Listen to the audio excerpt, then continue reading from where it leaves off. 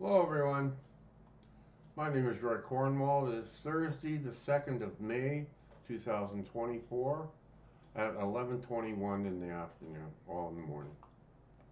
Um, yeah, I'm making this one because I moved to Cornwall and I left my churches that I went to in Toronto, but I had to move to Cornwall, so I'm here now. 4 years later, I finally found it. 5 years later, I finally found a church uh, that I'm thinking about going to. Now, my philosophy on this is I'm not going to go and spend 5 years at a church or 6 or whatever it is and never get the chance to tell my story at the church, right? So I phoned this church. The pastor never got back to me. He never got back to me. A lady phoned me. So I told her my plight. I said, I want to come to the church and tell everybody about this. And she never said I could or couldn't. She just wants me to come in. Uh, I'm getting the impression that I'm not going to be able to say anything to anybody there, but they want my money for my. So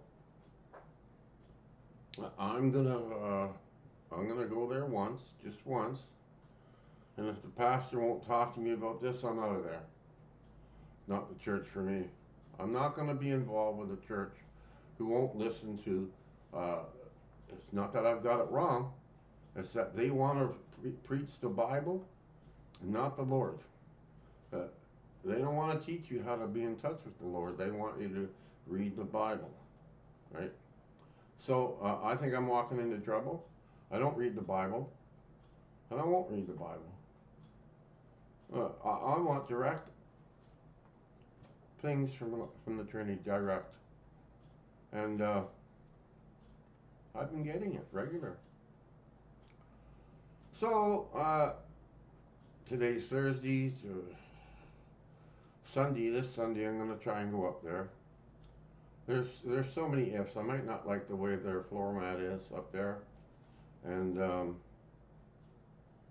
I just may not like the church.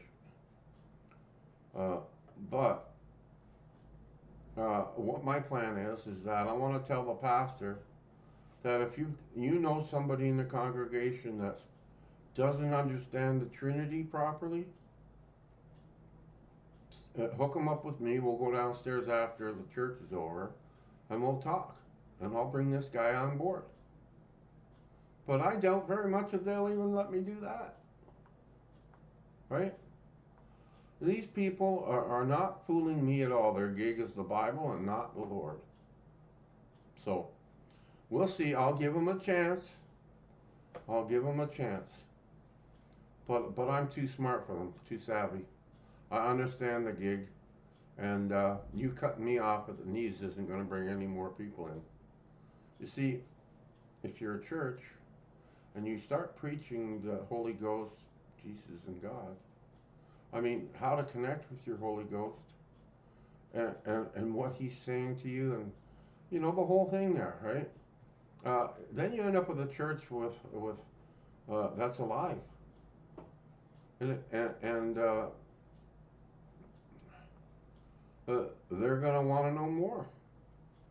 But that's the problem, isn't it?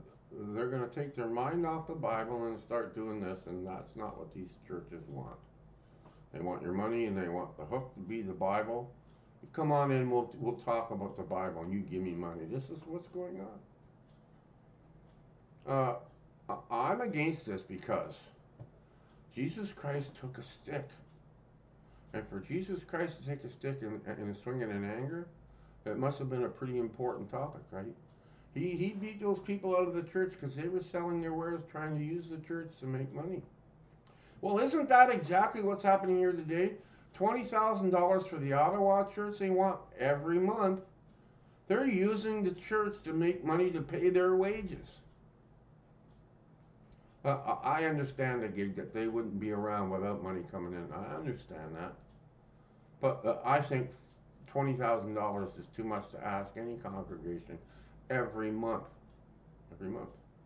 How much is that in the course of a year? Yeah. You see what I'm getting at?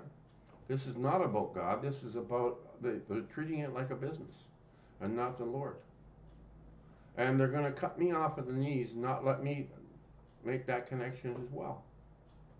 So, I may be jumping to conclusions, but I'm not going to be going there more than once without somebody telling me I can do this. I won't be back. I'm not going to be played. I'm not going to waste 5 or 6 years at a church waiting for my chance and not get it. You know what I mean? I waited 5 years at the church in Toronto before I could play a song on my guitar and sing. And just on that note, when I did play that guitar and sing, it was because the pastor had left the country. And everybody in the whole church wanted to hear me play, so they let me play. Well, I brought the house down, and that's the word for it. Cheering, hollering, clapping, everything. I went there for 5 years. I never heard anybody do one clap for anybody playing. We brought people in from the States. We brought people in from the provinces, from Nova Scotia, and not one clap was ever done. But I got up there and I played that one song, and the place went nuts. That's the word for it. So much so that the people in charge of the church, while the pastor was away, couldn't even talk. They were flabbergasted. They couldn't believe what they were hearing. So the pastor, to hurt me, he hurt the whole congregation. He didn't care whether it hurt me or not, or whether it hurt the congregation. He didn't care. He didn't care. So,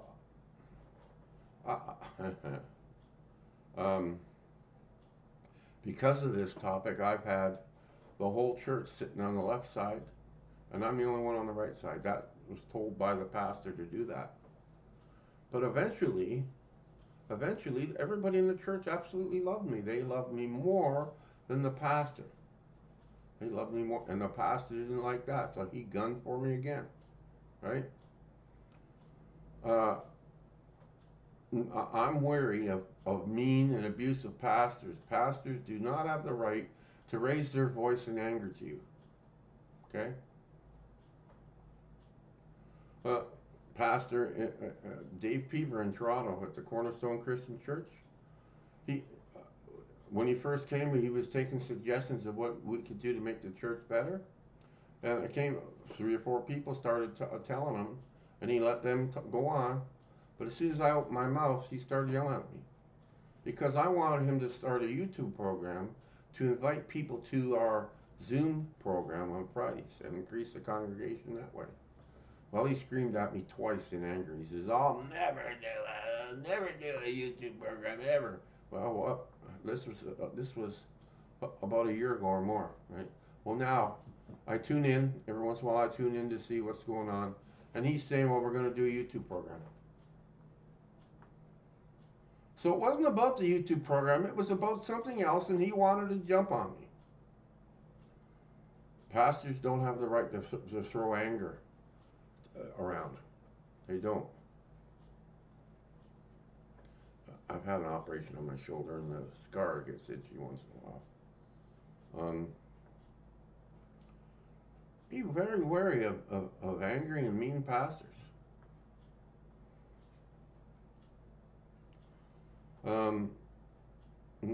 I've had, let me see, 1, 2, 3 pastors, and all of them have been very bad pastors. And this is with the CGI Church in Toronto, across Toronto, really.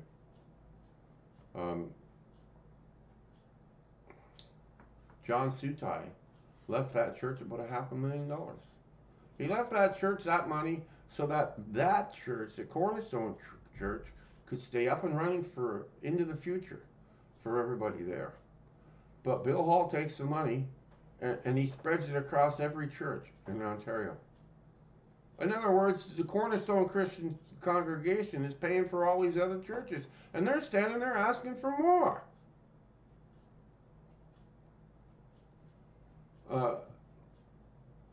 I don't think you need to pay $1 to know the Lord.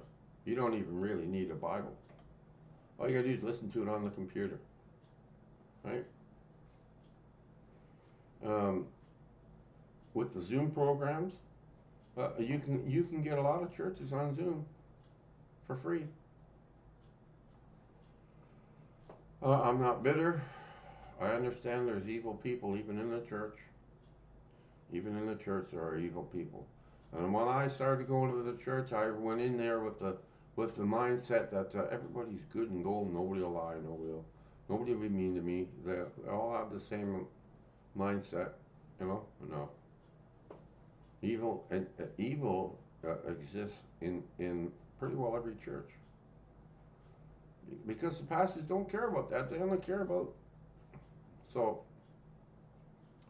We'll leave it at that for today. I'm gonna go up and try to do my best with this church, but I'm not gonna let him play me. And that's what he's gonna try and do. Blessings, everyone. Oh, by the way, if you could like and subscribe, that would really help. Thanks, everyone. Bye bye.